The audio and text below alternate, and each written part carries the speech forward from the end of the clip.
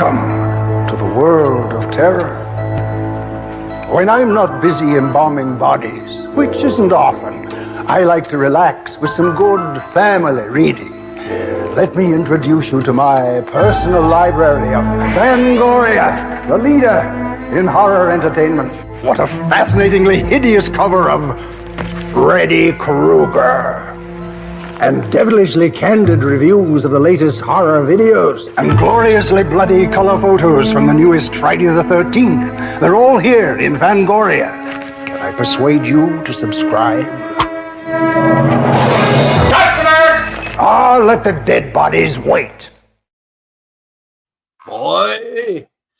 Good evening, everyone. Yes, looking at some old school horror today. Mike will be with us momentarily, but if I can move myself out of the way. There we go, so we can see it. The sort of thing we're going to be looking at today. Fangoria magazine. I haven't read one of these for ages, but used to be doing them quite a while. And he's back in the room. There he is, live from his own channel. And we can... I was going to say can't hear it, but we can. There we go. Good evening, Michael. Good evening. How are we? Not bad. As you were late on, we couldn't do the banter before. I don't even know what we're doing. We're just reading a few. We're going through a few old editions of Fangoria. Tonight. Yeah, it won't be too long tonight. They're not long magazines. So, yeah. See who's here. Shogun. This was my favorite magazine. Now, did anyone read Gore Zone? I only found out about that today. That's pretty similar.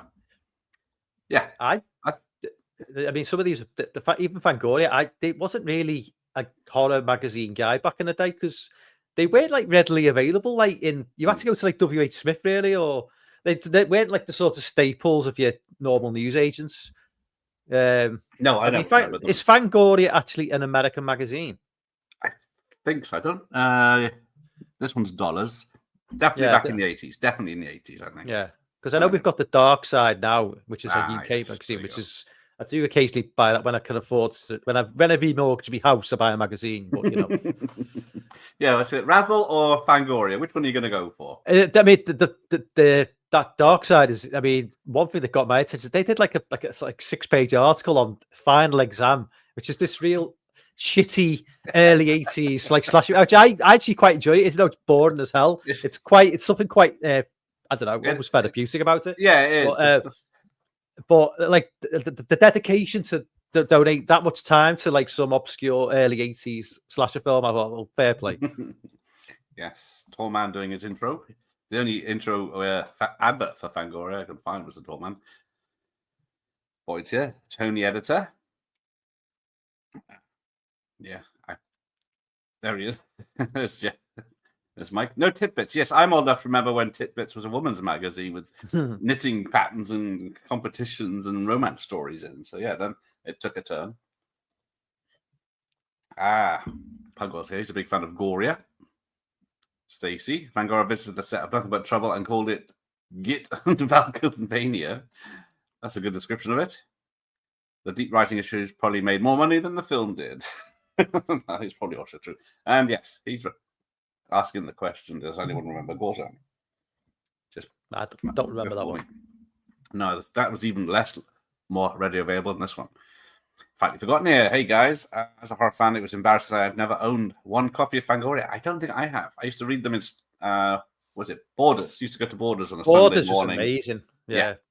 Just read the magazine, sit there, have a copy in them. They only lasted a couple of years in the UK. Like I remember one opened. One opened out back near Liverpool Airport, like probably about early 2000s. Right. And I think it was gone by about maybe 2010 or something. Yeah. It was, but their magazine barely lasted.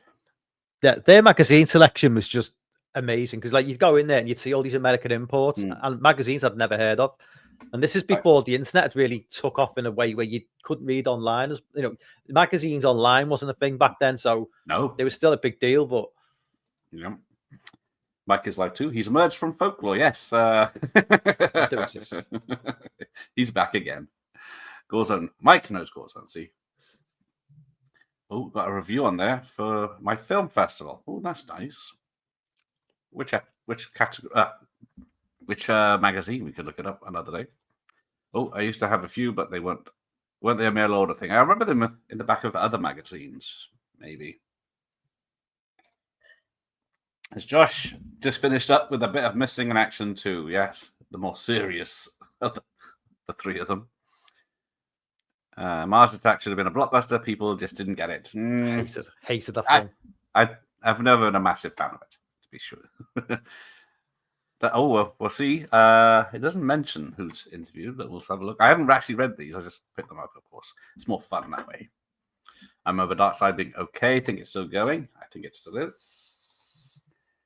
Greetings, Andy. I think Fangoria is only available here. Oh, of course, they're up north, Winnipeg. That also sold skin mags. Yes, it's funny how horror and skin mags also go hand in hand. Great for gore, yes. Deep Rising is available free on YouTube. Worth a watch. Yes, definitely worth a watch. Good fun, that one. That was going to be one of my in the pool ones, but we never had the weather for it, luckily for you people. I think that the movie did quite well on DVD, didn't it? I think so, yeah. Definitely. I remember it being. I did it get a cinema release in the UK? I don't remember it. I saw it in the cinema, so yes. Oh, okay. It might have been short-lived, but yeah. Oh, I got dumped in Borders coffee shop on Oxford Street. Bad times for Ian. Right. Yes, he was. It's exactly Stephen Sommers, another one, did all the Mummy films, or two of the Mummy films, and then G.I. Joe, and then as soon as they stop making money, they get rid of these people, don't they? Borders were great for headphones, cost headphones. I think I saw the first Blu-rays on sale in the Borders. It looked a bit silly. Yeah, it is very silly. With Pierce Brosnan's head in a bowl, or is it?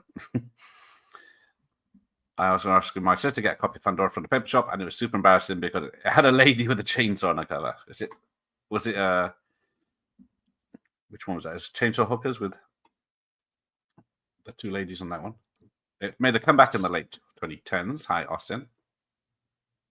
People do always prefer magazines to touch these things rather than look at these PDFs that we'll be looking at tonight. Mars Attacks. Saw it somewhere. Kind of daft, but he loves it. There you go. Oh, he's on Mike's stream. There you go. Swapping sides. So is Region 3 Season 3. If that's you, Lord, nice to see you, buddy. Oh, yes, Christina Applegate, of course. Yum, yum. Nice 4K of Deep Rising would be very good. We got Orc on your channel. What's up, Orc? What's up, Orc? Nice to see you. Hang on, once we get past the Deep Rising talk, we'll get on with Halloween and American Werewolf. Banker is nice. That is true. There's nothing to say about Tom Jones fighting aliens. Yeah, he is the best thing. And the squirrels dancing and singing to him. It's not unusual. But you got Danny Vito, Jack Nicholson doing two parts. But here we go. Right. There is the first issue. For some reason, it's displaying 2 pages, but never mind. 81 is this? This will be 81, will it? I don't know. There's no date on the bastard. Well, it's yes. I mean, it's basically, yeah, and it mentions Halloween. I mean, does that say issue 14? So this is the 14th ever issue of Fangoria. So obviously started about 1980, maybe 79. I guess that's when the slashes started, isn't it? So I guess I don't know if it was monthly or more. I guess or less than that. Probably monthly. I would have thought. But yes, we got. Considering it's the early 80s as well, the amount of content they would have had to go, there would have been a lot of, content available for like horror movies at that time. It's not like they would have been short of things to write about. So, but I suppose the American audience will be far more aware of the history of Fangoria than we will. Definitely. I think I saw it in films, horror films, or something. Sometimes someone would read it. But we're not talking about the chocolate bar ranking tonight. We'll get back to that at some point, sure. Some point this year. But welcome, Sean. Is that, I think, from what I can see close up, it looks like a painting. It's like me before breakfast, without no mask. Yes, the half-adjusted man. Yeah, it's quite funny, that. But if you cover the issue with Leatherface on the cover, I have a letter to the editor in it. Oh, there you go. Visited by Voices. Nice. I have to look that one up. I'm trying to remember that one for you. Looks like a painting. It does. Doesn't even look like the werewolf. Yeah, it doesn't. It is also a painting. So let's get to page 2 or page 3. There's no tits on this. So an advert for Star Logs. That's an advert and a half. What the hell is that? It's the Atlantis 1982 13 original paintings calendar for only Looks like $7.95. Looks a bit like Flash Gordon, doesn't it? He has gold underpants, and he definitely looks like Sam. Was it Sam L. Jones?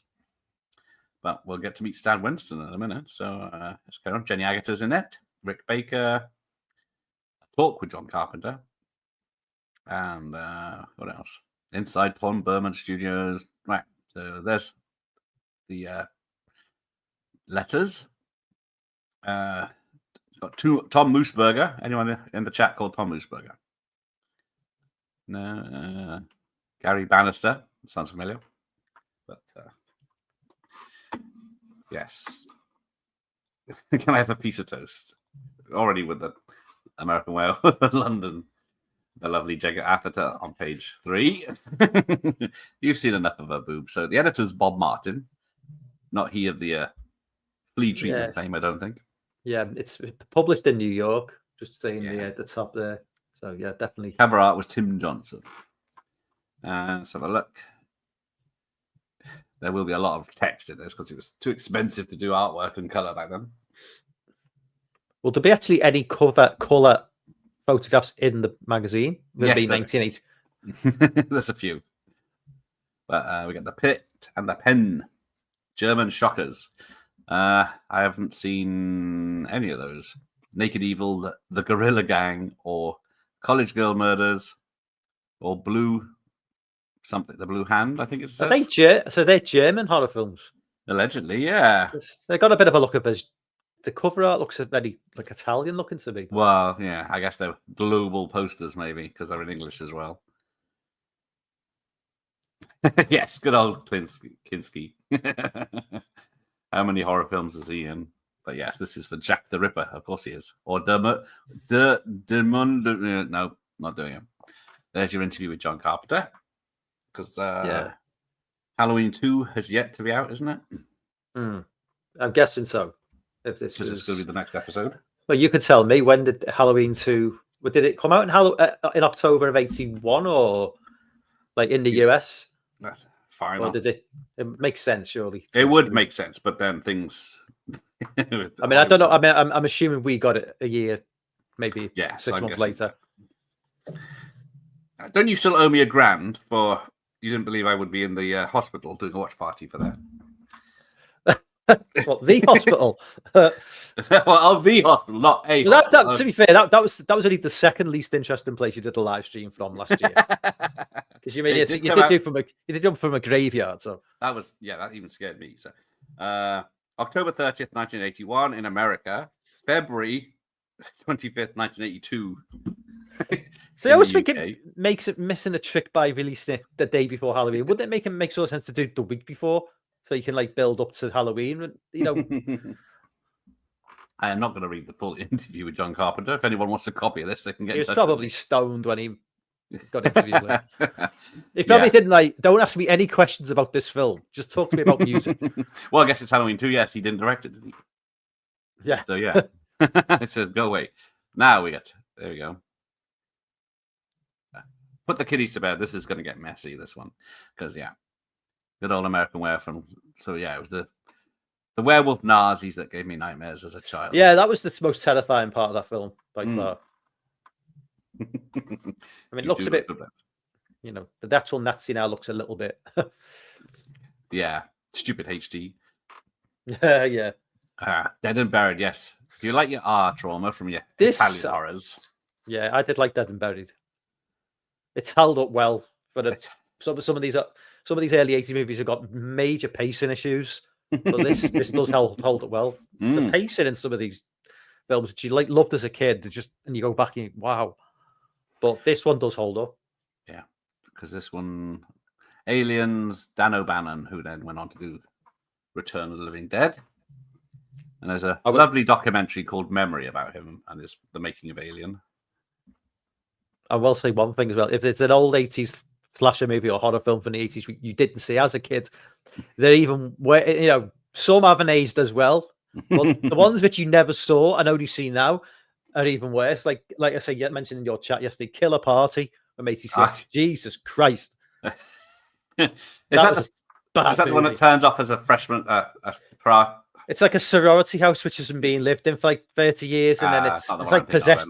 There's like a fake movie at the beginning before it comes into the, and it's just it's just so slow. The lovely Melody Anderson of Manimal fame. But yeah, and then of course she's in Flash Gordon. But yeah, famous for its needle in the eye. The needle's in the eye. But yeah, it's Freddy Krueger. Robert Englund's in this one. Or am I misremembering? But I can't remember. No, is it on bit? Yeah, I'm not sure. I think it's on Blu-ray. Maybe, I don't remember. I've never liked the I've never liked the posters because it's always confusing. It's like someone in cement or something. It looks like, but on a beach or yeah, always confuses. An animal name check. There you go. There's someone on my level. Here we go. Savini's artistry. Yeah, he would have been doing the Prowler this year, I think. And yes, that's also it was been doing the Burning as well, wasn't he? In 81. Busy man. I don't know if it's there it is. Yeah, the face and the hand for the burning. It says there. Yeah, a burn victim's arm, and then the burning throat cut, and a lookalike being prepared for the slashing. Of course, he gave up Friday Part 2 to do the Burning, didn't he? Like But, maybe I don't know if they'd offered him more money or whether it was just a disagreement with. I'm sure Lorne will tell me. Oh, look, we've got Ricky's back. He says he's going Ricky? back to do his channel as well at the same time. Yeah, what's he been for the last 2 years? Being a movie star. Yeah, too big. Yeah, too big for our channels now. Dad, the concept is good, but it lacks for execution of points. Is that what you call it? What were you looking at? Dead and Buried. But there we go. So yeah, these, even in these terrible posters, these things look great. So you got Phantom of the Paradise. You got Invasion of the Body Snatchers. Ernest Borgnine in Devil's Reign. Oh, that's Shatner, isn't it? Got Prophecy, the psychedelic goat from Altered State, a victim of mutant bear attack in The Prophecy. Donald Sutherland looks more like Pablo Escobar in that picture. He is melting, or half forming, or one of them. There you go. Everyone's quicker than me at noticing stuff. Savini was living in LA mostly by 91. Friday 2 shot in Connecticut. I guess that was 81. 81, yeah.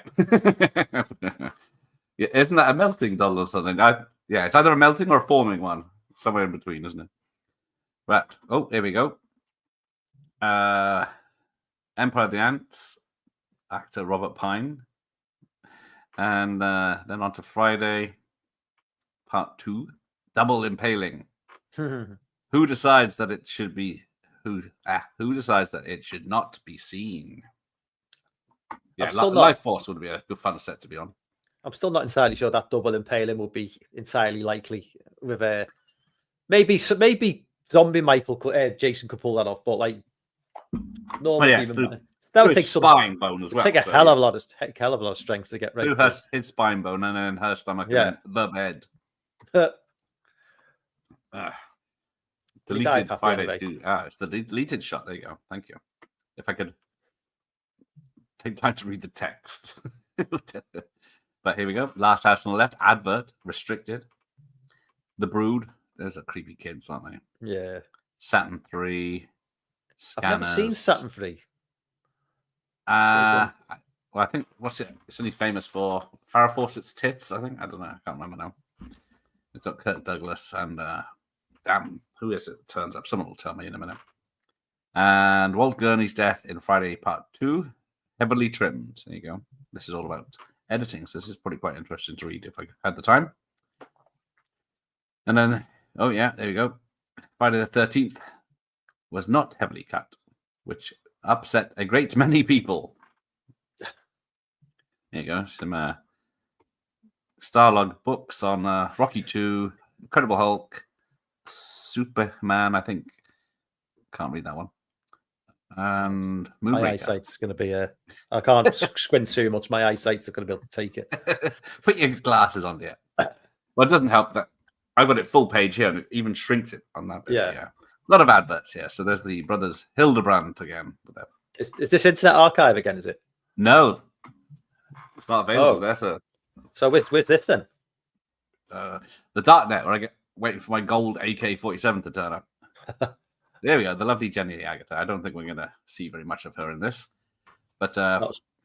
Because I will have to quickly turn the page if we do. So don't get upset. Yeah. What's the film? What's the film she's in? It's not Walkabout.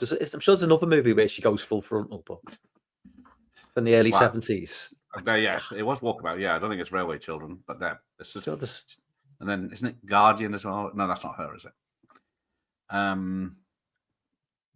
Yeah, she's not ashamed of her lovely body. But yeah, Saturn 3 was Farrah Fawcett topless. You get Kirk Douglas's sacky ass as well. That's it, Harvey Keitel. I couldn't tell from that picture, but yeah. Michael's reserved the golden AK as well. There you go. It is Walkabout. There you go. Oh, fair enough. But I'm not sure how old she is in there. Right. Well, I was always told Walkabout was Walkabout. Maybe it's another bloody Mandela effect. For the longest time, I thought Walkabout was based on a true story, and apparently it's not. Well, they say these things, don't they? I think they just there you go. She is naked in the pool there with Logan's Run. But you can't see anything. She was or is super cute. I don't know. When are we doing Razzle and Men Only, by the way? Shortest live stream ever. 3 pages in. And I'll be off the internet, YouTube for life. Little comic books here for Superman and Flash Gordon by the look of it. But here we go, Werewolf. Werewolf. But there we go. So yeah, this is why they do CGI, because it takes months to make these fucking models. And then they have to make rubber masks out of them. East of not. And yes, my AK will have a distinctive sound when fired at you, Jeff. Right. So yeah, we're gonna Howling and Rick Baker. There you go on the Howling and Dream Demons EFX crew members at work. But here's Carpenter again. Yeah, Carpenter. And Carpenter and Escape co-producer Larry Franco marvel at another typographical error in Fangoria. I don't know how Carpenter was probably about 35 when that picture was taken. Oh, yes. He's another guy who never looked young ever. No, I don't know. Yeah. Same with, I guess, Donald Pleasance. Yeah. He was up there with Rick Rosenthal. Yeah, he directed the second one, didn't he? Rick Rosenthal, who did, which was it, Halloween? Didn't he come back for, is it H2O? He came back for? Can't keep up. Oh, soundtracks. Now, if you get your hand on one of these, Touch of Evil, Mad Max, or something like that, you'll be very lucky to find Dark Star in a charity shop. But they're only $7.98. If this was 81, would VHS, when did VHS and Betamax, when did that, what year was that become? It was, what was it, 83, 84 before it started mainstream and rentals and such. Yeah. But there we go. Now we're on to Stan Winston. God bless him. What was he doing? Heart Beeps and Dead and Buried. There's 2 different films. And then he did The Wiz, Gargoyles, and Howard the Duck before it was problematic. Yeah, there you go. Those soundtracks are expensive now. That soundtrack I'd had a few years back where I bought Return of the Living Dead soundtrack by mail. Oh, nice. Rosenthal did Halloween 2 and Halloween Resurrection. That's it. Who did H2O again? I keep forgetting who does A Resurrection Exists. Dress to Kill score is wondrous. There you go. Thank you, friends. Welcome, friends. But yeah, some of the early VHSs, late 70s, before it really took off. Yeah. The mainstream didn't hit. Steve Miner, thank you. Oh, Why haven't visited voices on my channel? This should be. I need their help, not you. Then we get 110-year-old Jane Pittman. The Exterminator's decapitation. Nice. But yeah, if you look at how long it took him to build all this. Hey, oh, I see Jay's on your channel. Nice. Hi, Jay. what's up, Shay? But yeah, I love the Exterminator. I did not know Stan Winston did that. A grisly tale of a crazed Vietnam vet running rampant in New York. It's okay. Not as batshit as the sequel. Well, interview with Harry Howard. Yeah, him. And what's these models? That's his examples. Doesn't say the names of them. The picture's too bad to see. That's my excuse. Oh, the Exterminator was way better than the Exterminator 2. Oh, we were deprived of the Exterminator head effect in the UK, so my VHS is probably cut. All the big guns in the chat today, yes. Takes Mike to get the people out. My milkshake brings all the boys to the yard. Yeah, that is true. There you go. It's Medusa and Clash of the Titans. Yeah. Now, did you grow up with the older Sinbad and? I the amount of times I watched Jason and the Argonauts as a kid, just like because it was always on telly every. Yes. So I'm saying, was it Christmas or whether it was at Easter or whether it was always on at some point. But yeah, it definitely was. I was never a Sinbad fan, but Jason and the Argonauts, absolutely loved that film so much. Because yeah, we had John Wayne's son as one of the Sinbads, wasn't we? And then which one's that Caroline Bird in? She's in one. Tom Baker's in one. So you got Greatest Hits of Sci-Fi, Volume 1. I've got one of these, but not one of the particular. I don't know if it's one of the old ones, but it's a great fun. They got like jazzed up versions of the Alien theme and stuff like that. Here's Chris Wallace. Now, yeah, he went on to do The Fly, and he directed The Fly 2. He did the Gremlins in the first one. And I see him on Facebook. I should reach out to him. But Wallace's Caveman's Neanderthal. Don't do it, Gal. If you can't, if you take any more rejection, I feel it might affect your mental health. It's more used to being not replied to than getting rejection. Very few reply no. They just never reply. There you go. It's the shit. This magazine would be a wonderful read. Yes. Reach out if anyone actually wants a copy. Yes, Jeff's got the big guns now, bigger than all of us. The monkey suit is blue from Tanya's Island, despite the caption. Yes, there you go. It's not called K-Man. Maybe they changed it before it was released, or is it before this magazine came out? Yes, Ginty was not much in the second one. That's why they had a guy in the motorcycle helmet burning people with a flamethrower, so they didn't have to have Ginty on set. We've got the Walking Dragon and Phil Tippett, is it? Oh, it just says Tippett. I'm guessing it's Phil Tippett, is it? Yeah, about Screamer's Fisherman. There you go. No magazine nowadays would have that much text on one page. No, any pictures. It'll just be like adverts for a start. Yeah. It'll be yeah, this is a long interview. I think it's just him talking as well, so it just doesn't stop. But we got what's this? Movies. Mark Blanksfield in the Lab, an Incredible Shrinking Woman, and Jekyll and Hyde Together Again. Opening in 82. Well, look forward to that one. So reference to Dune there or something? I can just see the word Dune, but I can't read anything after it. I got Videodrome, Basket Case, A Refilm, It's Fatale, Hammer House of Horror, Dune is Dune. Well, Videodrome it came out and this is because Videodrome came out. I thought Videodrome came out. David Cronenberg has completed his first draft of the script. Right, yeah. So yeah, because it came out. Yeah, because it came out 83, I think. Yeah. Yeah, so Dune, the film version of the classic Frank Herbert novel about the planet Universal, Notorious, Atlantis, doesn't say. Replacing the talented Scott is the equal talented David Lynch. There you go. Yeah, that's it. That is true. Empire feels more like a catalog these days. It used to be bad enough when all the stuff fell out on your lap when you opened it, but now, hey, Mac Chance. He did say I'll be back before the Terminator said it before the Terminator. Yeah, they respected your intelligence more in magazines back then. Yeah, definitely. Because these would be full page pictures as well, just to fill it up. So yeah, we've got a 2-year-old Chris Wallace suit was borrowed by Jim Wynorski for his scene in Saturday the 14th. I want to send him now.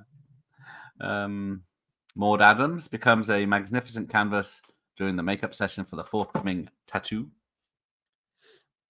Dan Garris and Dante go over the script for The Howling. Oh, but it's not a sequel to Howling. It's Breaking Up, a romantic comedy. Okay. Did that come out? Sleigh Ride. I was going to say, I've never heard it. Carolyn Monroe. That's the name I was trying to think of earlier. So she's in the last horror film. If anybody's seen Sleigh Ride, let us know what it's, because I've never even heard of that film. Rick Baker 2 times. Sleigh Ride. The story of a young man with an obsession with a legendary monster called Shanks. It's got Harry Dean Stanton, Dick Smith. Oh, yeah, we'll see if that... I am not taking any time out on Jeff because he met Cynthia Rothrock. He only became a fan of her through me, so I was there from at least the early 90s. He's only poser. Those are rookie levels. He's at. Right, so we've got a bit of a joke here. Crypt of the Pious Fiend. Nah, the obit was better. Okay. Right, okay, that's gone right over my head. It's for educated people. Right. Based on the... Yeah, it's hard to see what the big joke is. Oh, based on the Melchgallo County Herald Clarion obituary of Arnold Shepherd-Sturgeon. That's cleared that up then. Yeah, but you can barely read that bit. Yeah, we should have Garfield or something. Yeah. Carrying on. Still a few left of Motel Hell if you want to buy the Fangoria of that one. So you got Winston, Savini. Oh, yeah. So this is when magazines would continue at the end of, if they couldn't fit it in the 2 or 3 pages they had, they put the rest of the interview at the end of the magazine. Really? Was that a thing back then, was it? Yes, because look, it says continue from page 19, continue from page 47, continue from page 62. And they thought, well, just put it at the end of the actual. There you go, Agatha. So what's coming up? I think this is the last few pages. Oh, look at this. It's like one of those adventure game books with us turn to page 74. Yes, John Hurd was a great character actor. But things to come. We got director Rick Rosenthal with Halloween 2. Oh, I'll look at that one. Rocky Horror follow up is Shock Treatment. That's the pitch of Richard O'Brien. And The Beast Within. We get The Swamp Thing, directed in Charleston by Wes Craven. The film stars Louis Jordan and Adrian Barbeau, and then Jim Wynorski did the sequel. Gene Siskel and Robert Ebert answer the exclusive Fangoria interview. Jesus. To the Crystal Doom. What's that, mother? Right. Yeah. I couldn't have been a fan in the early 90s. I wasn't born yet, so no excuses. But look at these masks. You got a Darth Vader mask for $50, which I think is like $200 now money. A lot. I bet they're quality masks, though. They look it. They're Don Post ones, so I think. Yeah. The Dracula one is $60. Where's the Dracula one? 101. So that one with the blood. Got Gorilla. I don't know. So yeah, they've got Star Wars masks. Sand people. Oh, can I say that here? But yeah, they're just before you couldn't show them on anything without What's 905? I can't remember. That's just the code, I think, to look it up. Yeah, but I mean, what is that mask? Oh, is that from Star Wars? Is it? It's not Star Wars. 905. I don't know. See if it's an alien. I think it's just generic alien number 4. Right. But if you look at 854, it's Ghost Skull. You might think that one looks familiar. 854. The green one at the bottom. 854. I can't. Was that meant to be Chewbacca? Chewbacca's at the top two of the three, but yeah, the green mask is very similar. I think it was Don Post masks that were the basis for the Halloween 3 masks. So they got him. They used this green skull one, and then he created, I think, the witch one or the pumpkin one special. Yep, cancelled. Sorry, people. Halloween skull mask. There you go. Mark Petrie, Salem Slot would have organized his ordered the mask and Fake Bloodless magazine. He would have. Right, last page on this one, and we get more magazine. Oh, books. Books. These are books of robots, weapons, special effects, space art, what's it called? Fantastic worlds, villains, special effects, spaceships, aliens, superheroes, science fiction heroes, spaceships, and toys. The green is a bit dodgy, that one. Yeah, the Chewie did look holiday special level of Chewie. Right, let me just remove that for a second. Will I load up the other one? What time is it? Oh, yes, making good time. So if I put it in read mode, it should show up properly. Making good time for a change. Yes. Well, that's why I needed 2, because it's a school night. Ease you in slowly. Right. So here we go. Halloween 2 on the set. Swamp Thing. So this follows on. So yes, Jamie Lee Curtis in blonde wig. She looks about 37 in that picture. It's not the best quality picture or drawings. No. So you got Comics World, as well as that Stanley and Jim Shooter. It looks like Christopher Reeve. I was thinking it was Christopher Reeve when I had zoomed in or looked closer. It looks a lot like Christopher Reeve, that. Right, so let's have a look what's in this one. We got Magic with Anthony Hopkins. That's a good film. We got Deborah Hill, bless her. Swamp Thing, Jamie Lee Curtis. Don't expect any, because this is before Trading Places. But Harryhausen, Part 2, and Shock Treatment. So here we go. Before she got irritating. Yeah, she's very irritating now. Isn't this the school day? But here we go. We've got Noshi as the werewolf. Yes, it's in about 20 werewolf films, and they're all terrible. Anyway, dear Fangoria, I loved American Werewolf article. I'm looking forward to the movie. Werewolves are my favorite monsters. About time someone started doing them justice. I disagree with Landis on the Howling's werewolves, though. To me, they were the best looking werewolves. They say they are not people with fur pasted to their face. That's what Nashi does. Nor were they actual animals. They were true werewolves. Wolf-like, combining wolf and human characteristics, which is what makes them supernatural. Who wants to see a regular wolf on all fours? While we're on the subject of werewolves, how about an article on the werewolf of Spain, Paul Nashi? There you go. Remember when you had to write letters to people or organizations? And not even guarantee you're going to get, with very little chance of actually getting shown as well. Yes. So, you have to there's a lot of dedication involved. Yeah. Oh, there's someone from England here. Because of the success of the first television series in England and abroad, Cinema Arts International Hammer Films are going into production with not one, but 2 series of Hammer House of Horrors Part 2 and Hammer House of Mystery and Suspense. Scripts for the new shows are now being submitted to the producers for possible films towards the end of 1981. So get in there quick. But yeah, someone obviously got this magazine from the UK back then. I was going to say, it might have been getting it imported over, maybe, or yeah, very seeing young Anthony Hopkins. Very weird. Oh, Planet X, there he is. Hello. Thanks. No worries. Definitely watching. Oh, the book's upstairs. I had it down here, really. Watching the video on demand on the stream. Right up my street. Yes. I thought people would like this one. A bit of old horror. It's always good fun, isn't it? But welcome. Let's have a look. Where are we? Frank Capra Jr., AVCO's new president. Now, I had one comic of Swamp Thing back in the day. I think I had one comic of Swamp Thing and one comic of Superboy, but they weren't full comics. They were like short comics. I've never really sort of like understood the Swamp Thing. Like, what is universe? Is that like its own That's thing? DC. Or... It's DC. Is it? So Okay. you could mix with Batman and Superman. Yeah. I guess, but yeah, it's a. If you want to see was Adrian Barbeau in a wet top, then you could do it worse. That's the point. She did say, her people said she would come on the channel last year, but then she's always busy. What's up, Dan? Hey, Dan. Fangoria is my Bible growing up. I started going to the weekend of horror cons back in the 90s, so my nostalgia is strong. Bar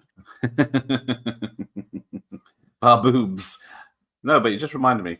Well, I think because everyone was in LA, I've been not bothering anyone because it's some of them don't have houses anymore, so I let them be for a month.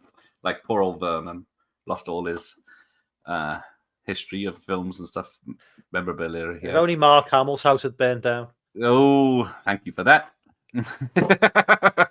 Little bastard. I'll mute that on my side. So there's Swamp Thing, but yeah, it does. The costume's not the best because when he moves, you can see the rubber wrinkling, and it does throw the effect off. The TV series from about 5-6 years ago now was pretty good. But yeah, I'm surprised they haven't wheeled out Swamp Thing to a modern audience. They've wheeled out it just missed that bit, so because he does save the planet or tries to. Right, here we go. Oh, there we go. Discussing the Beast Within and Cat People. So yeah, there's the Beast Within when he's all his bulgingness. I don't think I've seen the Beast Within. Or maybe if I have, I don't remember. Yeah, it's got what's his face. The guy from Beverly Hills Cop and RoboCop, Dick Jones. Yeah, it was sad to. Yeah, it was sad to hear about that. Poor bastard put out a video saying thanks to everyone who supported him. Yeah, that's My Bloody Valentine. I was going to say, yes, a little moist she is in it, apparently. And the decapitation's done with mirrors. Yeah, there you go. It was cancelled after one stage. It was pretty good. It was quite violent because he went around killing people.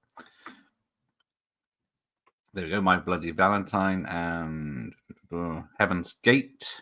Oh, weren't included in the final release. These casualties, but they appear in the Johnson County Wars Western, assembled from Heaven's Gate's outtakes. Bloody hell. Oh, the Beast with his one picture. Oh. Gareth should try contacting Cody Carpenter. Then once you told Jimmy to get available to AGN and John. Thank you, Stacey. We should put one of them all in. Yes. Bit of a. It's just close softer after a tumble drag. Cody's John's son, isn't he? Yeah. Yeah, he does. He's made music, but I think they've got a couple of albums out together. They did the Halloween. It definitely ends, didn't they, together? The Woods Are Dark, from the novel horror by Richard Lehman, author of The Cellar. Richard Lehman. I used to buy his books. I don't know that one. Yeah, Richard. He died about 20 years ago, but I used to love his stuff. I don't think they ever really made any of his stuff into, unless the Chuck and I'm sure. Yeah, let us know. If any of Daniel, if any of Richard Lehman's books were made into movies, let me know in the chat, because I'm not aware of any. But I used to love his books. Okay. Because I know they do a lot. They made a lot of Dean Koontz books into shitty. They weren't the best movies, but at least they did make some of his stuff into movies. Was it Hideaway is one of his, isn't it? So The Woods Are Dark plunges forward like a Tobe Hooper film. Toby Hooper, based on the scenario by Charles Manson. Gruesome, phonetic, bird-curdling, says Dean Koontz, author of What It Whispers. So there you go. Yeah, I've got that book, I think. So only $2.50. Bargain. Yeah. Richard Lehman did loads. I don't know if any of them were turned into films. Koontz's films were a bit shite. Didn't he do Phantoms? Because that was the bomb, yo. Yeah. He did one called The Face. Well, I had a book called The Face of Fear, which I really liked the book. But they remade that. They made that into a film. I don't know if it had the same name, but it was cheap as shit. I mean, just real straight to TV crap. Yes, Watchers. Yeah, Watchers. With That's was it Ironside and Corey is it- Haim. Yeah, Cody Haim. Yeah. That's a good one. Then it's got 4 or 5 sequels. Yeah, I mean, I wouldn't go with anything after the first one. Even the first one's not perfect, to be fair. No, it isn't. But it's good fun. It's one I rented a lot. There's Deborah Hill, bless her. I think she passed away quite young, didn't she? Or... That Watches the whole genetic experiment thing gone wrong. It was so like 80s, early 90s. I mean, because you had Chimera and all that shit. Yes. Wasn't Firstborn a bit similar to that? With Charles Dance, wasn't that like a bit of a genetic mutation thing as well? That was a mutation, I believe, yes. Clue, see, yeah, she didn't just do horror. I was watching Demon Seed last night, forgot that was a Coots one as well. There you go. That the Julie Christie film? Ooh. Demon Seed. Could be, yeah. Let's have a look. Yes. I'll buy you a Coke Zero. Mike wouldn't, he'd steal one for you. Oh, absolutely. They did 4 Watchers film. There you go. Part 4 is Mark Hamill. There you go. Fucking hell. That's where he was at that part of his career. There you go. The Woods of Dark was severely edited in the US when it came out and killed his career in the States for many years. It was a great book, though. I'm a fan of Laban. What the? Did you see Mark Hamill's pants falling down at the BAFTAs? Is that what happened? I wonder what it was. He was presenting an award and his pants were falling. I don't know how he got to the stage without them falling down, but when he got there, he started and then his pants were falling down. So he had to like try and lift up. Yeah, I was so when happy. You say pants, you mean American pants? Yeah, trousers. I call them pants as well, though. Oh, yeah. When I say season about something, it's no, it's serious. Yeah, but I think that's a north. I think in the north, like in the north, we say pants as well. Yes, there you go. The Bad Seed is the Christie film. Thank you. Yeah, it's a decent film. Actually. There's a remake, is there? Right, this is Deborah Hill interview. What's she up to? There's Jamie Lee Curtis. I don't know if is that a wig or is that her blonde? It looks like natural hair, but oh, hang on, we're gonna get problematic here because this is an old magazine, so bear with us. Carpenter and Co. provide the musical accompaniment to the transvestite troupe Escape from New York. So, apologies if anyone's offended by that. Not in this chat, I don't think. I don't think that demographic is really represented in this chat. I thought we were on your channel. Rick Rosenthal and the crew prepare for a scene for Halloween 2. There you go. Nice behind-the-scenes shot there in colour. Just drinking beers. Donald Pleasance with his glasses on. Big, thick ones by the look of it. Who is this guy anyway? Curtis asks her off-camera companion. In her final encounter, only this time, the maniac is carrying a tape recorder. But yes. Let's have a look. There you go. Because, yeah, she was wearing a wig in Halloween 2, wasn't she? Because yeah, it was supposed to follow on and she'd already, I guess, gone blonde. But that looks like a wig more than the Halloween 2 one does. I was told this was a horror film that it did have a go-ahead. The budget was $300,000 and the director was very hot in Europe, but nobody knew him here. That was my information. That's about the first Halloween. That picture of Michael Myers walking down the corridor, that's the actual speed he walks down the corridor. Yeah, that's a video playing at the moment. Someone in the Zimmer frame could have escaped Michael Myers in a Halloween 2. To be fair, yeah, she's supposed to be drugged and ill, stabbed. So, yeah. I think she played a centerfold in the film. That explains the wig. That makes more sense. They edited the shot out where Carpenter grabbed Jamie by the new one. You know what? Okay. I was a fan in the 80s with stuff like Trading Places. I'm trying to think what other stuff she did. True Lies, of course. But here we go. Right. Curtis, there we go. In Death of a Centerfold. There we go. With Mitchell Ryan as Hef. Has anyone seen Death of a Centerfold? I've not. Because I guess she's supposed to be playing a centerfold, but I guess she didn't get her tits out. Dr. Donald Reed bestows SF Academy honors for Curtis for Terror Train. And then Curtis and Charles Cypher are spooked by the uncanny events in the fog. Yeah, bless them. There they go. Blue Steel is good. Yeah, Blue Steel's all right. It's not an exciting film. Last time I should give it another watch. Is that the late 80s? Late 80s, early 90s. Late film, 80s, isn't it? yeah. I think Is it's she there? She's that one when she's the cop. yeah. She's a rookie cop, and Ron Silver is a bad guy. Takes a stalking her, and I think from the director of can't forget the vampire film that everyone says is better than Lost Boys.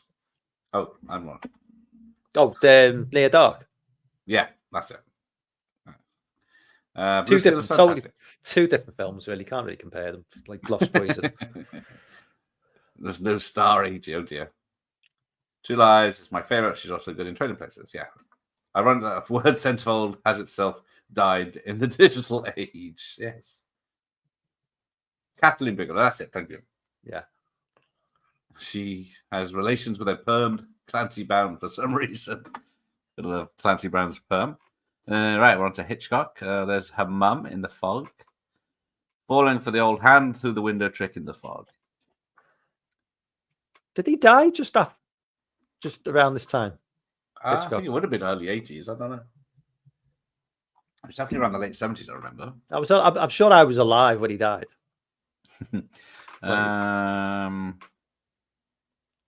But yes, I don't think the fiend for featuring a toilet in his films. How disgusting!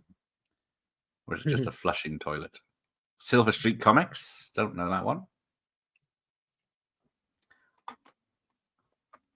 Yes, it reminds me of Churchill. He died in 1980. There you go. So it's just this is 81. So it obviously might be the anniversary of his death. You got some comics. Some more. Attention suckers, t-shirts no longer available. Same adverts as before. Look at these young two. Oh, got Ebert and Siskel. Siskel and Ebert.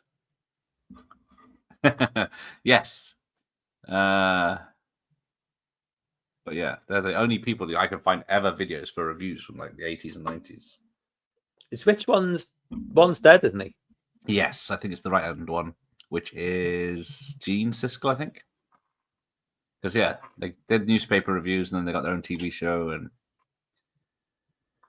they did not like horror. Where they're gonna say, didn't they just like even like some what's regarded as the classics now? They would just like have no time for. Yeah, I think they reviewed the Thing and hated it, and then of course 20 years later they reviewed it again and loved it. Actually, a lot of people didn't like the Thing when it came out. So yeah, to be fair, it's true. Good old ET. But yes, they talk about the rest of the movie is just woods and being attacked. The Burning and Friday the 13th Part 2, either one, show absolutely no artistry, no imagination, no originality, no acting ability. They're both directed in a flat-footed way, and they're simply exploitation rip-offs.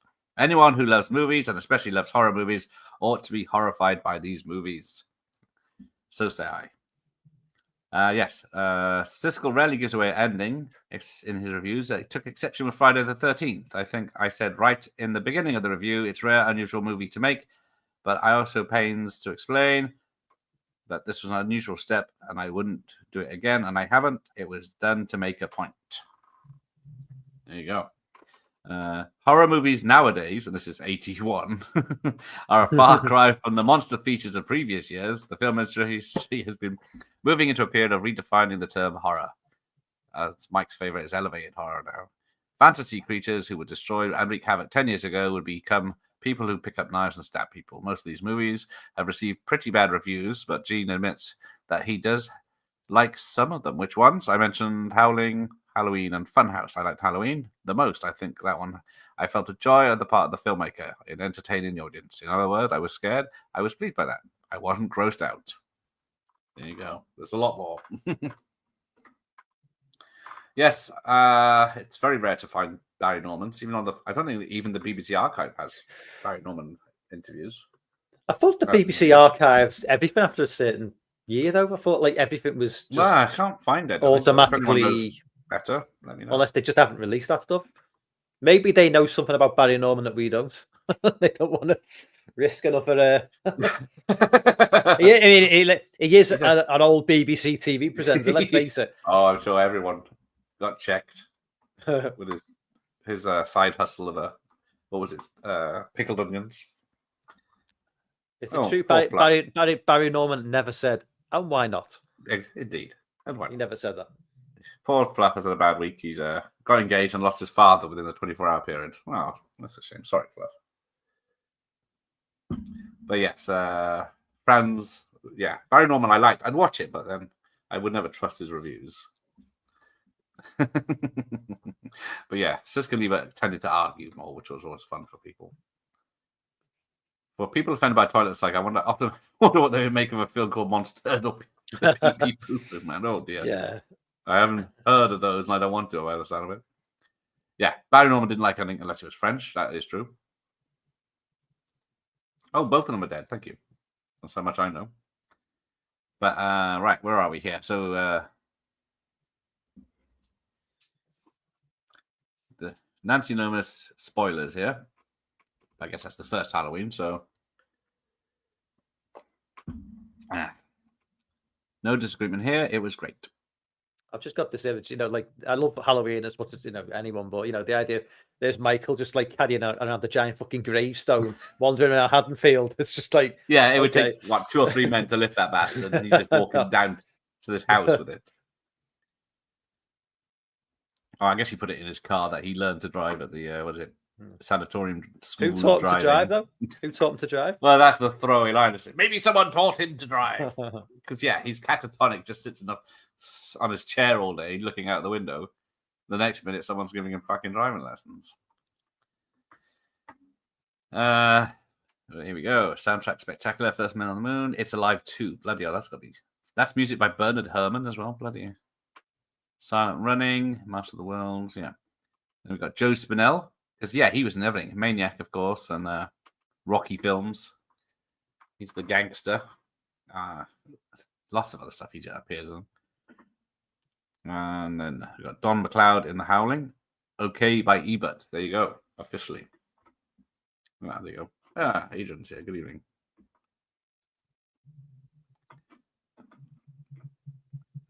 But let's have a look.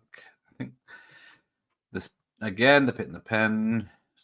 Anthony Hopkins shares stage with his malevolent puppet partner. Sorry, can't read. Fats in Magic. That's a very weird film.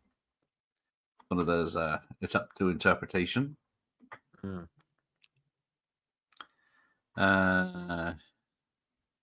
Great Gabbo. See, I didn't know that was a thing because I always remember that Simpsons episode with the. It looks a bit like the Rock. Gabbo's back. It looks a bit like the Rock there. You got Voodoo Meets Ventriloquism in Richard Gordon's Devil Doll with Bryant Holiday. Cliff Robertson in Sterling's The Dummy. Popular thing. There you go. There you go. Taxi Driver Cruising Nighthawks. If it was New York, he was in it. Thank you. Yeah. It was always great to see him pop up. It was like, hey, it's Spinell. I remember him from such movies as... here we go. Deborah Hill. Oh, okay. Continue to see the Deborah Hill interview from page 19. Pictures on it. It's only a shame all these pictures are such bad quality. Hello. Behind the scenes stuff. Jamie Lee Curtis with another tremendous hairstyle there. And who loves dungarees? I don't know. She looks like she should be in Prisoner Cell Block H. Then we got something's not quite right with this dead body. He's not old enough. Rest in peace. Yes. How old was Ben Schramer? 18, 19? 19. And Michael was 21. Although, according to the original film, at the end credits, he's 23. Oh, yes. That old mistake. But yes. Poor Ben Schramer. Justice for Ben and for, was it Grady in Elm Street 2? In the same, that poor kid with the fucking razor blade in his mouth always freaked me out. Can't watch that bit. Well, in the last universe of Halloween, Ben Schramer's still alive, isn't he? Well, technically, I don't know. Was he ever made as everyone thought he was the ex-husband of Laurie Strode, wasn't it? Well, yes, Justice for Ben Schramer. Thank you. Let's start a campaign for that. Loomis worried he's going to jail. Yes. Did he cause the accident? Is he liable? Well, Loomis. He's going to lose his license probably. but he won't serve any jail time. I forget. I always got the feeling Lowry had a crush on the town sheriff. What his name? The Charles Cypher one. The one who came back when he's about 94 in Halloween. Yes. 2018, Well, whatever it was. She was one of those into dads before it was. Obviously, that being the fucking sheriff of a town wasn't paying the wages, so he's still working 50 years later. Poor bastard. Thatcher's Britain. Right. So we got more Ray Harryhausen. But yeah, the attention to detail he did was amazing. Just love that little owl thing from Clash of the Titans. What's it called? Bubo. Then we got those books again, and we got Harryhausen's. But yeah, you can't appreciate it from these photos, unfortunately, all these drawings. There's Richard O'Brien. Even did Mr. O'Brien ever have hair, or did he have that? Yeah, like alopecia or whatever. Yeah, because what was it? Late 70s, isn't it? Rocky Horror. So he was probably quite young. I guess it's the same as Patrick Stewart. And you. I'm getting there. I don't like this angle because I can see it more.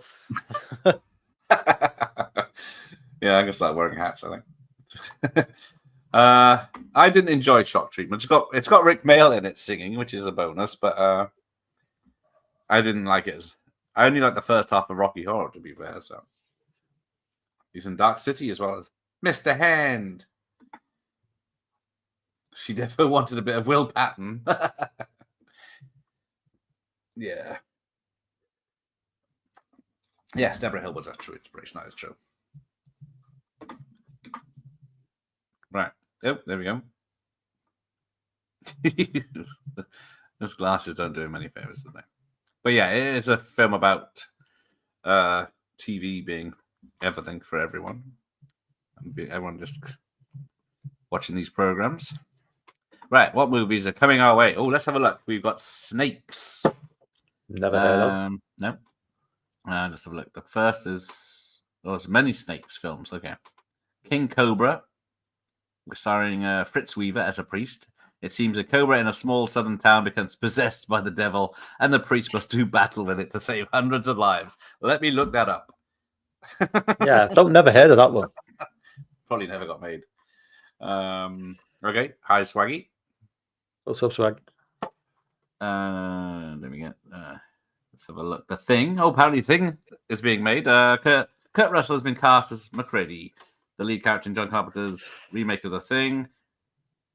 Oh, good. I liked Kurt Russell. Yeah, he's a good one. I liked him in was it Elvis? Trying to read this bloody text without passing out. For filling out the balance of the Antarctic military installation personnel is Richard Dysart, Donald Moffat, David Clennon, T.K. Carter, Wilfred Brimley, Keith David, Charles Hallam, Peter Malloy, Richard Masur, Joel Polis, Thomas Waits, and Norbert Wieser, fulfilling Carpenter's prediction last issue that he would stay away from big names, although he cast does include some familiar character actors. Albert Whitlock, veteran matte artist, has joined the special effects crew, and as you read this, the location work has been completed in Alaska and British Columbia. Printed photography but in Universal's LA studios is expected to wrap up in early November, and current plans for a summer 82 release. Quick, tell him not to do it. Release it a month later. But yeah. Then we got The Beastmaster with Don Coscarelli of Phantasm. Mark Singer. Yeah. Tanya Roberts. Yes. The budget around $7 million. The first doesn't say any casting. You got Moonies when John Landis was preparing the pop soundtrack for American Werewolf in London. Two of the choices were Cat Stevens' Moonshadow and Bob Dylan's warbling rendition of Blue Moons. Stevens, who recently found God, though through the Islamic sect, and Dylan, who abandoned Judaism for Christianity a few years ago, both found the film story objectionable on the grounds that evil should not be mocked or deny permission for their material. Okay, Ultraman, hero from the stars. Oh, there he is. Mounts his trusty steed, ready for trans-Pacific track to the good old US of A. There you go. The 10 best of films from June 79 to 81. Here we go. We got Friday the 13th, Dawn of the Dead, Phantasm, Aliens, Scanners, The Shining, The Howling, The Fog, Halloween, and Zombie. And the worst somehow is the same. The Shining, Friday the 13th, Saturn 3, Prophecy, Prom Night, Mother's Day, Motel Hell, The Brood, and My Bloody Valentine, and Awakening. How are some of the same films in both fucking lists? I guess people don't like some like them, some don't. And the all-time best from release before 79, Halloween, Night of the Living Dead, The Exorcist, Carrie, Dawn of the Dead, Texas Chainsaw Massacre, Psycho, The Omen, Jaws, Phantasm. Has that changed since, if you put 2025, has that list changed? I'd put Halloween number 1. I wouldn't put Night of the Living Dead anywhere near it, but that's it. There's no all-time worst. But something like next page. Ooh, the number 1 screenshot of the year by Jack Martin, Halloween 2. Is that the novelization? That would be worth an absolute fortune now. Yeah, I've never seen that poster before.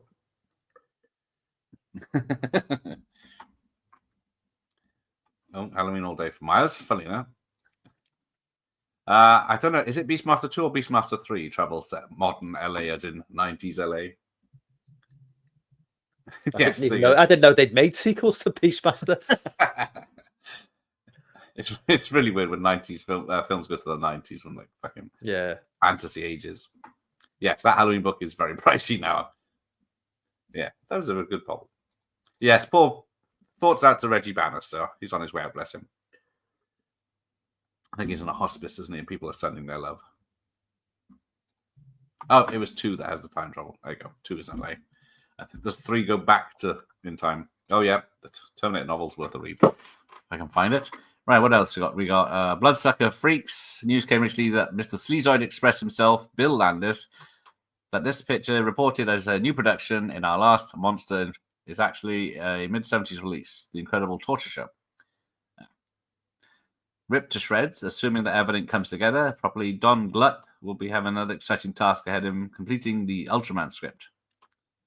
Directing Rips to Shreds, I was a little hesitant at first, it being a man with a knife story, but there are a few things that, it's getting a bit funny there, to serve to make this one a little unique. Whatever twist serves to make a story special remain the secret. For now, however, we can tell you one exciting bit of news. It will be filmed in 3D. Yeah, because 3D was just a novelty in back. That was the beginning of 3D. It's the 3D yes obsession, wasn't it? Around 81, 82. This one's interesting. Congo. Not many successful screen directors and screenwriters are able to simultaneously maintain a career as a novelist. Michael Crichton, in fact, is the only one I can think of. And yet his latest best-selling novel, though optioned for filming by 20th Century Fox, may never hit the big screen. Oh, well, that's... But it may have taken 14 more years. Yes. Avco Embassy, the studio's new president, Fat Papa Jr., 3D revival. It's here, though not exactly the way we wanted. Coming at you is a certified hit. In fact, in early weeks of release, they're selling tickets faster than they could supply 3D glasses. However, without bothering to criticize the film's story here, we must say the quality of the 3D is abysmal. Part of the problem, as there's certainly in the theatres, constant adjustment of the projectors is necessary for the proper alignment of the stereo images throughout the film. Oh dear. I don't think I know that one. It looks like it's got... Who's in that? It doesn't say. Looks like it's Rocky's buddy. Yeah, I didn't realize the novel of Congo was that old. Yes, Carrie Werner. I think I was close to getting her on, bless her. There was a reply for that one. It doesn't say who's in it. Oh, is it? No, that's a separate story I was looking at there. I thought that doesn't make any sense, but yeah. Interface, the science fiction epic, has been under development by Francis Ford Coppola's Zoetrope Studios for a while. It concerns a man who is linked up to a computer that recognized a link as a source of great and horrible power. Assigned director is Scott Bartlett, partially known for the San Francisco area as an underground filmmaker. Bartlett also made the reputation for himself as a trips specialist. He served as advisor on a number of psychedelic epics, from Roger Corman's The Trip to Ken Russell's Altered States. But yes, there we go. And then we got White Dog. Paramount bought the rights to Romain Gary's story several years ago and has a great deal of trouble finding creative people for this project. The story concerns an escaped dog trained to attack blacks and black trainer who attempts to reverse the dog's habits, resulting as a separate but equal reign of fury on both halves of the human race. They didn't make that for some reason. Then you got The Grim Reaper with Tisa Farrow, Mia's sister, and one of the stars of Zombie returns to the screen, another imported Italian schlocker. The Grim Reaper, Farrow plays Julie, a young college student who hitches a ride with a group of yachting tourists to a Greek island. Got Stab, but it's not the Scream Stab. Yeah. More details on the Jacqueline the Ripper saga. We told you a few issues ago. Robert Benton and David Newman, the writing team behind Bonnie and Clyde, were approached some years ago to prepare a script for the proposed remake of Hitchcock's The Lodger. Yeah, lots of stuff. Poltergeist. Ooh, there's a Poltergeist film. With a blanket of secrecy surrounding the production, Fangoria, like all other magazines in the field, has nothing to report but some rumors. However, unlike certain other publications, we're ready to back up with photographic evidence. The first thing you should do is forget all those rumors you heard elsewhere that various Spielberg projects like Night Skies, the E.T. and Me, Close Encounter sequels, The Cisco Kid, and yes, Poltergeist. All of these projects were clever ruse to distract attention from the real scoop. Texas Chainsaw Encounter, a combined sequel to both Hooper's Texas Chainsaw Massacre and Spielberg's Close Encounters of the Third Kind. What? Texas Chainsaw Encounter. That film should have happened. As insiders call it, concerns rollicking misadventures of Doughface, a silent misfit who comes to Earth seeking employment in Pillsbury commercials. I think they're just making shit up now. Just for that. But yes, I think we'll leave it at that. There's a lot more to read. And then we get John Landis' next project is... Oh, this could go dark very quick. I found one script out of 100 that I really like. He wrote Lifeguard and something else. In 1982, after he finishes his Universal, Landis will direct a independently produced version of Dick Tracy. Landis said he wrote the script several years ago and got interested in the character at the time. There you go. And he's the right time to do it. There we go. Original movie posters for sale. Send $1 for a giant catalog. So you're paying just for the catalog to buy posters? Yes. Because it's how you... Well, yeah, yes. Yeah, it's about... I get it. Because you have to post it to you in packaging and make the catalog, because you can't just knock it up on Photoshop. Right. I think we're at the last few pages here. Cujo by Stephen King review by Bob Martin, and continuing of stories from before. The Usual Suspects. Oh, there you go. More masks. Barry Humphries. Oh, yeah. Different mask this time. Looks like Darth Maul, bottom right. Yeah. Hellspawn. Invader, Toadman. These are just made up masks. Carnivore looks like Bane. Yeah. Yes, catalogue. What ancient times. Madness. But middle row, far right looks a bit like you, Gareth. Thank you.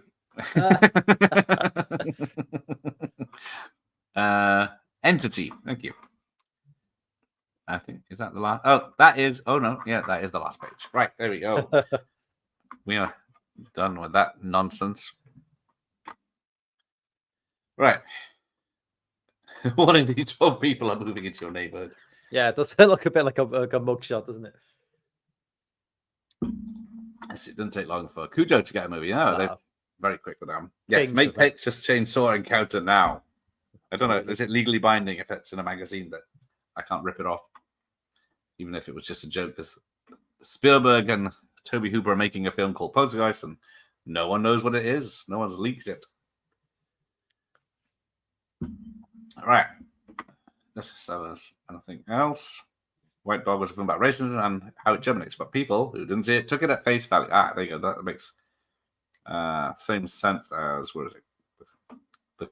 What it says about whichever side it is. That side. Soul Man taken at face value, which we see. Is it tomorrow night? Yes, I know it. I know your schedule more than You do that because I forget what I'm doing. It's like half an hour before the show starts. I think, oh shit. There we go. Making a film called Poltergeist.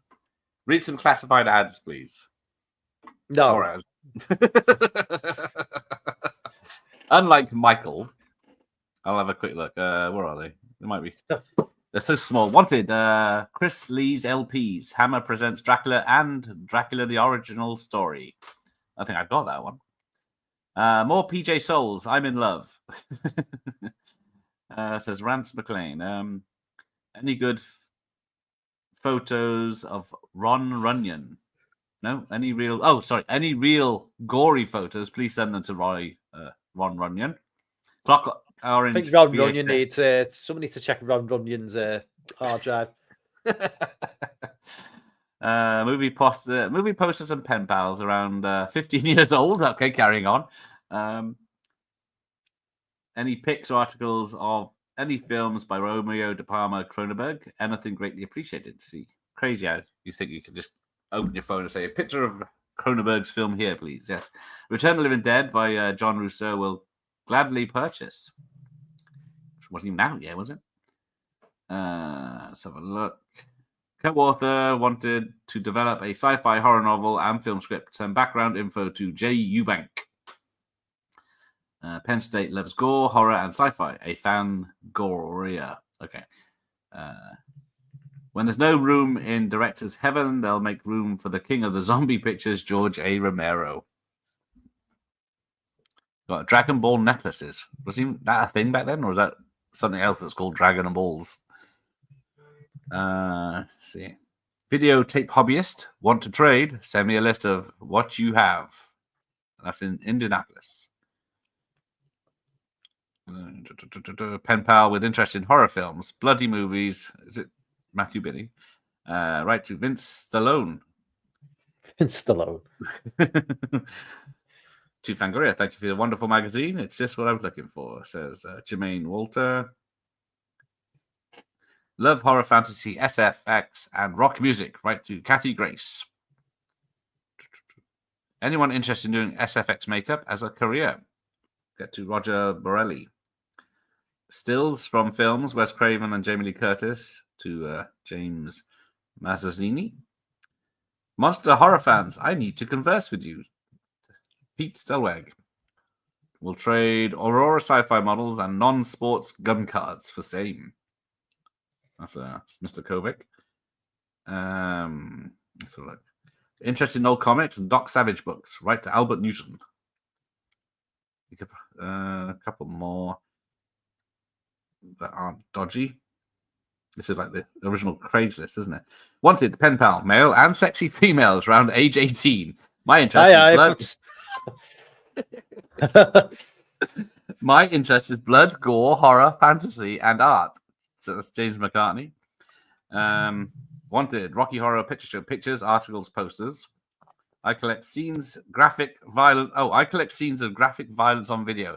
Am I alone? Richard Harns in Newcastle, Pennsylvania.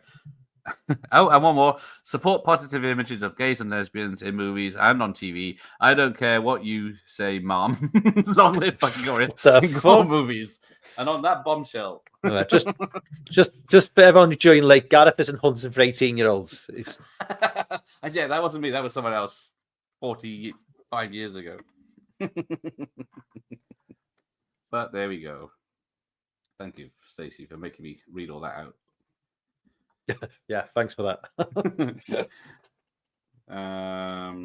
Classifieds in the old dark sides, I think, mostly for video nasty traits. I can believe that.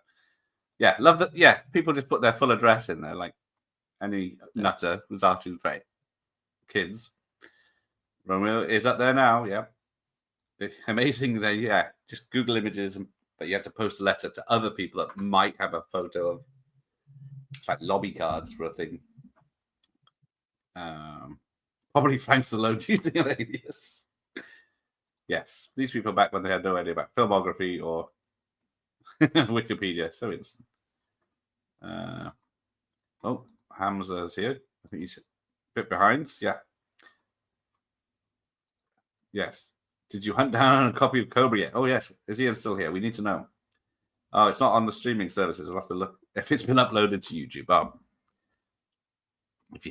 If you're that desperate, get in touch, Ian.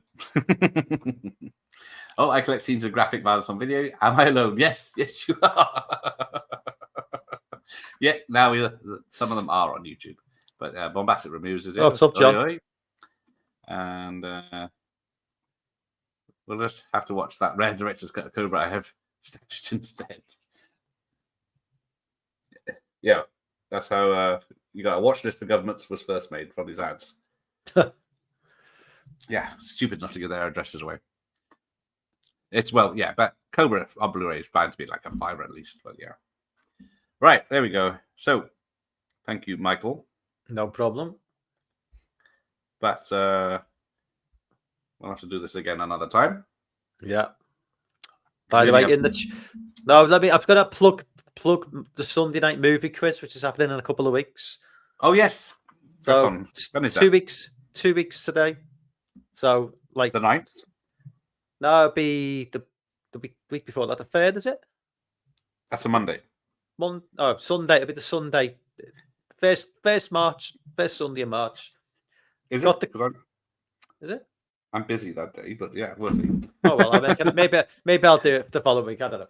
Well, find the week when you're not busy. Thank you. Anyway, so movie quiz. So everyone in the chat can take part. I've got the questions lined up. Oh, different